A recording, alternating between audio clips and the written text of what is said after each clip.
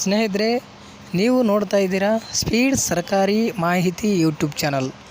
ಸ್ನೇಹಿತರೆ, ಇಲ್ಲಿ ಇವತ್ತಿನ ಈ ಒಂದು ವಿಡಿಯೋದಲ್ಲಿ ವಿಶೇಷವಾಗಿ ಏನು ತಿಳಿಸ್ಕೊಡ್ತಾ ಇದ್ದೀನಿ ಅಂದರೆ, ಗೃಹಲಕ್ಷ್ಮಿ ಯೋಜನೆಯ ಒಂದು ಹೊಸ ಅಪ್ಡೇಟ್ ಬಂದಿದೆ. ಅದು ಕೂಡ ತಿಳಿಸ್ಕೊಡ್ತೀನಿ 15ನೇ ಕಂತಿನ ಹಣದ ಬಗ್ಗೆ. ಮತ್ತು ಇಲ್ಲಿ ಗೃಹಲಕ್ಷ್ಮಿಯರಿಗೂ ಕೂಡ ಭರ್ಜರಿ ಗುಡ್ ನ್ಯೂಸು. ಈಗ ಏನು BPL ಕಾರ್ಡ್ ರದ್ದಾಗಿದೆಯೋ ಅದರ ಬಿಟ್ಟು ಇನ್ನೂ ರೇಷನ್ ಕಾರ್ಡ್ ಯಾರು ಆ್ಯಕ್ಟಿವಲ್ಲಿದ್ದಾರೆ ಅವ್ರಿಗೂ ಕೂಡ ಭರ್ಜರಿ ಗುಡ್ ನ್ಯೂಸು. ಮತ್ತು ರದ್ದಾದಂಥವ್ರಿಗೂ ಕೂಡ ಇಲ್ಲಿ ಭರ್ಜರಿಯಾದಂಥ ಗುಡ್ ನ್ಯೂಸ್ ಇದೆ.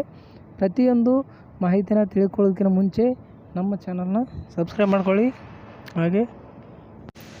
ಹಾಗೆ ವಿಡಿಯೋಗೆ ಒಂದು ಲೈಕ್ ಮಾಡಿ, ನಿಮ್ಮ ವಾಟ್ಸಪ್ ಗ್ರೂಪ್ಗಳಲ್ಲಿ ವಿಡಿಯೋನ ಶೇರ್ ಮಾಡಿ ಅಂತ ಹೇಳ್ತಾ ಒಂದು ವಿಷಯಕ್ಕೆ ಬಂದುಬಿಡೋಣ. ಸ್ನೇಹಿತರೆ, ಇಲ್ಲಿ ನೀವು ಒಂದು ಗೃಹಲಕ್ಷ್ಮಿ ಯೋಜನೆಯ ಹಣ ಏನು ಪಡಿತಾ ಇದ್ದೀರಿ, ಇಲ್ಲಿವರೆಗೂ ಕೂಡ ನೀವು ಗೃಹಲಕ್ಷ್ಮಿ ಯೋಜನೆಯ ಒಂದು ಹಣ ನಿಮ್ಮ ಬ್ಯಾಂಕ್ ಖಾತೆಗೆ ಪಡೆದುಕೊಳ್ತಾ ಇದ್ದೀರಲ್ಲ, ಅದೇ ರೀತಿಯಾಗಿ ಇನ್ಮುಂದು ಕೂಡ ನಿಮ್ಮ ಖಾತೆಗೆ ಹಣ ಬರ್ತಾನೆ ಇರುತ್ತೆ. ಯಾವುದೇ ಒಂದು ಯೋಜನೆಯಿಂದ ಯಾವುದೇ ತೊಂದರೆ ಆಗೋದಿಲ್ಲ. ಹಾಗೆ ಇಲ್ಲಿ 15ನೇ ಕಂತಿನ ಹಣ ಒಂದು ಹೊಸ ಅಪ್ಡೇಟ್ ಏನು ಅಂತಂದರೆ, ನಿಮ್ಮ 15ನೇ ಕಂತಿನ ಹಣಕ್ಕೆ ಇಲ್ಲಿ ಮಾನ್ಯ ಸಿದ್ದರಾಮಯ್ಯನಾಗಿರ್ಬೋದು ಮತ್ತು ಲಕ್ಷ್ಮೀ ಹೆಬ್ಬಾಳ್ಕರ್ ಅವರಾಗಿರ್ಬೋದು, ಇಲ್ಲಿ ಒಂದು ಮಹಿಳಾ ಮತ್ತು ಮಕ್ಕಳ ಅಭಿವೃದ್ಧಿ ಸಚಿವರು ಮತ್ತು CM ಅವರು ಒಂದೇ ನಿರ್ಧಾರನ ತೆಗೆದುಕೊಂಡಿದ್ದಾರೆ. ಈಗ ಏನು 14ನೇ ಕಂತಿನ ಹಣ ಮೊನ್ನೆ 10ನೇ ತಾರೀಕಿನಿಂದ ಎಲ್ಲ 15ನೇ ತಾರೀಕು ಒಳಗಡೆ ಎಲ್ರಿಗೂ ಕೂಡ ಜಮಾ ಆಗಿದೆ. ಇನ್ನೂ ಸ್ವಲ್ಪ ಜನರು ಉಳಿದಿದ್ದಾರೆ ಅಂತ ಹೇಳ್ತಾ ಇದ್ದಾರೆ. ಒಂದು 20 ಮತ್ತು 10% ಇಷ್ಟೇ ಉಳಿದಿರ್ಬೋದು ಅಂತ ನನ್ನ ಅನಿಸಿಕೆ ಇದೆ. ಬಟ್ ಎಷ್ಟು ಜನರು ಉಳಿದಿದ್ದಾರೆ ಅಂತ ಕನ್ಫರ್ಮ್ ಆಗಿ ಗೊತ್ತಾಗಿಲ್ಲ. ಇಲ್ಲಿ ಹೇಳೋದು ಏನು ಹೇಳ್ತಾರೆ ಅಂದರೆ, ಆಲ್ಮೋಸ್ಟ್ ಎಲ್ರಿಗೂ ಕೂಡ ಜಮಾ ಆಗಿದೆ ಅಂತ ಹೇಳ್ತಾ ಇದ್ದಾರೆ. ಆದರೆ ಒಂದು 10% ಅಥವಾ 20% ಜನರು ಉಳಿದೇ ಇರ್ತಾರೆ. ಅವ್ರಿಗೂ ಕೂಡ ಆದಷ್ಟು ಬೇಗನೆ ಇಲ್ಲಿ ಅಮೌಂಟ್ ಜಮಾ ಆಗುತ್ತೆ 14ನೇ ಕಂತಿನ ಹಣ.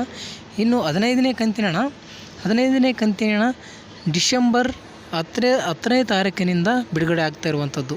ಡಿಸೆಂಬರ್ 10ನೇ ತಾರೀಕಿನಿಂದ ಇಲ್ಲಿ ಎಲ್ಲರ ಖಾತೆಗೆ ಹಣ ಜಮಾ ಆಗುತ್ತೆ. ಡಿಸೆಂಬರ್ 10ಕ್ಕೆ ರಿಲೀಸ್ ಮಾಡ್ತಾರೆ ದುಡ್ಡನ್ನ.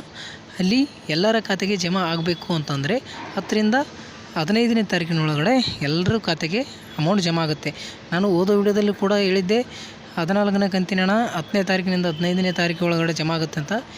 ಈ ಒಂದು ಕಂತು ಕೂಡ ಅದೇ ರೀತಿಯಾಗಿ ಒಟ್ಟಿಗೆ ಇಲ್ಲಿ ಬಿಡುಗಡೆ ಆಗ್ತಾ ಇರುವಂಥದ್ದು. ಇಲ್ಲಿ ಒಟ್ಟಿಗೆ ಬಿಡುಗಡೆ ಅಂತಂದರೆ 15 ಮತ್ತು 16ನೇ ಕಂತಿನ ಹಣ ಕೂಡ ಎರಡೂ ಬಿಡುಗಡೆ ಮಾಡ್ಬೋದು, ಅಥವಾ ಒಂದು ಕಂತು ಮೊದಲು ಬಿಡುಗಡೆ ಆದರೂ ಆಗ್ಬೋದು. ಇಲ್ಲಿ ಈ ರೀತಿಯಾಗಿ ಒಂದು ಆಪ್ಷನ್ಸ್ ಮಾಡಿರುವಂಥದ್ದು. ಇಲ್ಲಿ ಯಾರು ಒಂದು ಗೃಹಲಕ್ಷ್ಮಿ ಯೋಜನೆಗೆ ಇನ್ನೂ KYC ಮಾಡಿಲ್ಲ, ಪ್ರತಿಯೊಬ್ಬರು KYC ಮಾಡ್ಕೊಳ್ಳಿ. ಯಾಕೆ ಅಂತಂದರೆ, ನಿಮ್ಮ ಯಾವುದಾದ್ರೂ ಕಂತುಗಳು ಪೆಂಡಿಂಗ್ ಇತ್ತು ಅಂತಂದರೆ KYC ಮಾಡಿಲ್ಲ ಅಂತಂದರೆ ನಿಮ್ಮ ಒಂದು ಖಾತೆಗೆ ಹಣ ಬರೋದಿಲ್ಲ ಸ್ನೇಹಿತರೆ. ಹಾಗೆ CM ಅವರು ಕೊಟ್ಟಂಥ ಒಂದು ಭರ್ಜರಿ ಗುಡ್ ನ್ಯೂಸ್ ಏನು, ರೇಷನ್ ಕಾರ್ಡ್ ಇದ್ದಂಥವ್ರಿಗೆ ಅಂತಂದ್ರೆ, ನೀವು ration card BPL ration card ಇರುತ್ತೆ, ಗೃಹಲಕ್ಷ್ಮಿ ಯೋಜನೆ ಹಣ ಕೂಡ ಪಡಿತಾ ಇರ್ತೀರ. ಈಗ 1 ತಿಂಗಳಿಂದ ರೇಷನ್ ಕಾರ್ಡ್ಗಳು ರದ್ದಾಗ್ತಾ ಇರುವಂಥದ್ದು. ಈಗ ಎಷ್ಟೋ 18 ಲಕ್ಷ ರೇಷನ್ ಕಾರ್ಡು ಅಥವಾ 24 ಲಕ್ಷ ರೇಷನ್ ಕಾರ್ಡ್ಗಳು ರದ್ದತಿಗೆ ಬಂದಿದೆ ಅಂತ ಹೇಳ್ತಾ ಇರುವಂಥದ್ದು. ಈ ಒಂದು ಕಾರಣಕ್ಕೆ ಅಧಿಕಾರಿಗಳು ಜವಾಬ್ದಾರಿ ಅಂತ ಒಂದು ಮಾಹಿತಿ ಬಂದಿರುವಂಥದ್ದು. ಇದೆಲ್ಲ ಕಾರಣಕ್ಕೆ ಅಧಿಕಾರಿಗಳೇ ಕಾರಣ. ಈ ಎಲ್ಲ ರದ್ದತಿಗೆ ಏನು ರೇಷನ್ ಕಾರ್ಡ್ಗಳು ರದ್ದಾಗ್ತಾ ಇದೆ, ಅದಕ್ಕೆ ಅಧಿಕಾರಿಗಳ ನಿರ್ಲಕ್ಷ್ಯದಿಂದ ಈ ರೀತಿ ತೊಂದರೆ ಆಗ್ತಾ ಇರುವಂಥದ್ದು ಅಂತ ಹೇಳಿದ್ದಾರೆ. ಜನರು ಕೂಡ ಕರ್ನಾಟಕದಾದ್ಯಂತ ಬಡವರು ಕೂಡ ಒಂದು ಕಣ್ಣೀರು ಹಾಕುವಂಥ ಒಂದು ಪರಿಸ್ಥಿತಿ ಬಂದಿದೆ. ಹಾಗಾಗಿ ತುಂಬ ಜನರು ಮೀಡಿಯಾದ ಮುಂದೆ ತುಂಬ ಅವರ ಒಂದು ಮಾಹಿತಿನ ಕೊಡ್ತಾ ಇರುವಂಥದ್ದು. ಇದ್ರ ಮುಂದೆ ಮಾಧ್ಯಮದವ್ರ ಮುಂದೆ ಅವರಿಗೆ ಏನು ಅನಿಸ್ತದ ಎಲ್ಲ ಮಾಹಿತಿ ಕೂಡ ಕೊಟ್ಟಿರುವಂಥದ್ದು. ಇನ್ನು ಕೆಲವರು ಬೆಂಗಳೂರಲ್ಲಾಗಿರ್ಬೋದು, ಈ ಎಲ್ಲ ಕರ್ನಾಟಕದಾದ್ಯಂತ ಕೆಲವು ಜಿಲ್ಲೆಗಳಲ್ಲಿ ಒಂದು ಟ್ಯಾಕ್ಸ್ ಕಟ್ಟುವಂಥವ್ರಂತ ಒಂದು ಮಾಹಿತಿ ಕೊಟ್ಟು ರೇಷನ್ ಕಾರ್ಡ್ನ ರದ್ದು ಮಾಡಿದಾರಂತೆ. ಇನ್ಕಮ್ ಟ್ಯಾಕ್ಸ್ ಮತ್ತು GST ಕೆಲವೊಬ್ರದ್ದು ನೋಡಿದೆ ನಾನು. GST ಕಟ್ಟುವಂಥವ್ರು ಅಂತೇಳಿ ಅದಕ್ಕೆ ಒಂದು ಕಾರಣ ಕೊಟ್ಟು ಆ ರೇಷನ್ ಕಾರ್ಡ್ನ ರದ್ದು ಮಾಡಿದಾರಂತೆ. ಮತ್ತು ಕೆಲವ್ರದ್ದು ಇನ್ಕಮ್ ಟ್ಯಾಕ್ಸ್ ಪೇ ಮಾಡುವಂಥವ್ರು, ಈ ರೀತಿಯಾಗಿ ಹಲವಾರು ಸಮಸ್ಯೆಗಳನ್ನು ಅಲ್ಲಿ ಕಾರಣವಾಗಿಟ್ಕೊಂಡು ಆ ರೇಷನ್ ಕಾರ್ಡ್ನ ರದ್ದು ಮಾಡಿದ್ದಾರೆ. ಅವ್ರು ಯಾರೂ ಒಂದು GST ಕಟ್ಟುವಂಥವ್ರಲ್ಲ, ಏನೂ ಅಲ್ಲ. ಆದರೂ ಕೂಡ ಅವರು ಒಂದು ರೇಷನ್ ಕಾರ್ಡು ರದ್ದಾಗಿರುವಂಥದ್ದು ಅವರು ಮೀಡಿಯಾದ ಮುಂದೆ ಅವರ ಗೋಳನ್ನ ಹೇಳ್ಕೊಂಡಿದ್ದಾರೆ. ಹಾಗಾಗಿ CM ಸಿದ್ದರಾಮಯ್ಯ ಸಾಹೇಬರು ಏನು ಮಾಡಿದ್ದಾರೆ ಅಂತಂದರೆ, ಅಧಿಕಾರಿಗಳಿಗೆ ಖಡಕ್ ಎಚ್ಚರಿಕೆಯನ್ನು ನೀಡಿದ್ದಾರೆ.